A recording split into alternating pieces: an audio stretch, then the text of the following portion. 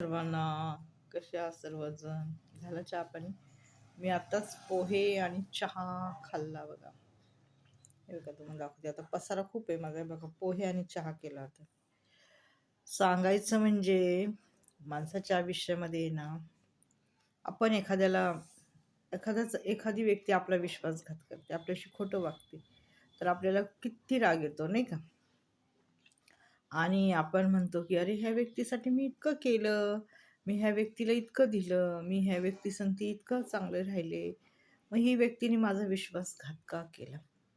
तर ज्याची त्याची हे असते ना, विचार करण्याची पातळी असते. जर त्याच्या विचारामध्ये विश्वासघात करणं आहे, वाईट वागणं आहे, तर त्याला तुम्ही काय करू शकता. म्हणजे त्याचा स्वभाव आहे की एखाद्याने जर चांगलं दिलं तर त्याच्याकडून म्हणजे त्या व्यक्तीला त्याच्याकडून वाईटच मिळतं. असं आहे. म्हणजे त्याचा त्याचा स्वभाव आहे.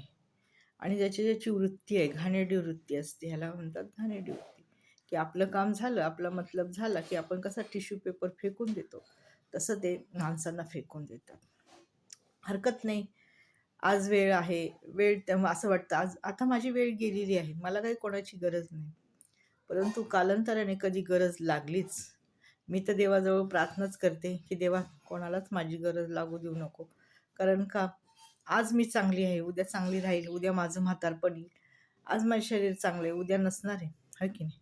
त्यामुळं त्यांना त्यांच्या सर्व गोष्टी त्यांना त्यांच्या म्हणजे जे त्यांच्याशी व्यवस्थित आहे, जे त्यांच्याशी चांगले आहेत, त्यांनी त्यांना मदत करावी. माझ्या मदतीची अपेक्षा नाही करावी त्यांनी की ही व्यक्ती आपल्याला. कारण का नातेसंबंध तसं राहत नाही, है की नाही. आणि जर तुम्हाला चांगलं ठेवायचं असेल तर तुम्ही त्यातून कृतीतून चांगलं करायला पाहिजे ना. माणसाची कृती दाखवली पाहिजे की एखाद्याला देणं, एखाद्याशी चार शब्द बोलणं. तुमची जर कृतीच नाही आहे तर काय फायदा, आहे की नाही. जर तुम्ही कृतीच करत नाही पण दुसऱ्यांकडून कशी अपेक्षा करता की त्यांनी चांगली कृती करावी, कसं होणार. आधी आपण पेरावं लागतं, मग समोरचं आपल्याला हे करतो नाही का. आणि जर समोरच्याने कितीही बोलण्याचा प्रयत्न केला तर तुमच्यात ॲटिट्यूड असला, अहंकार असला, तर ती व्यक्ती तरी काय करणार आहे ना. जर तुम्हाला आपण म्हणतो ही व्यक्ती इतकी का बदलली, इतकं का ह्या व्यक्तीमध्ये कटुता आली, ही व्यक्ती इतकी का झाली, तर त्यांच्यामध्ये असलेला अहंकार, घमेंड ह्या गोष्टी त्यांना हे करू देत नाही, कमीपणा घेऊ देत नाहीत. ते म्हणतात का मी का कमीपणा घेऊ, माझं काय अडले, माझ्याकडे सर्व आहे, पैसा आहे, हे आहे ते आहे. तर देवाने त्यांना तसंच ठेवावं. कोणाचीच गरज लागू देऊ नये आयुष्यामध्ये. आणि जरी लागली तरी त्यांनी त्यांचे जे आहेत, जे त्यांच्याशी चांगलं रिलेशन आहे, ज्यांच्याशी ते चांगलं वागतात, ज्यांना ते घेतात देतात, त्यांच्या घरी जातात येतात, त्यांच्याशी त्यांनी हे करावं, त्यांचं काम काढून घ्यावं. किंवा त्यांच्याकडून त्यांना म्हणावं की मी तुझ्याशी एवढं चांगलं राहिले, आता तुम्ही माझ्या वेळेला उपयोगी पडा. आणि बघा ते पडतात का, आहे ना. जर ते पडले तर चांगलीच गोष्ट आहे, म्हणजे त्यांच्यात माणुसकी आहे. आणि जर ते पडले नाही तर ते पण तुमच्यासारखेच आहेत, हो की नाही, वापर करून घेणारे. असंच आहे बघा. आपण कोणाचा तरी वापर केला ना तर आपलं पण कोणीतरी वापर करतं आणि नंतर आपल्याला फेकून देतं.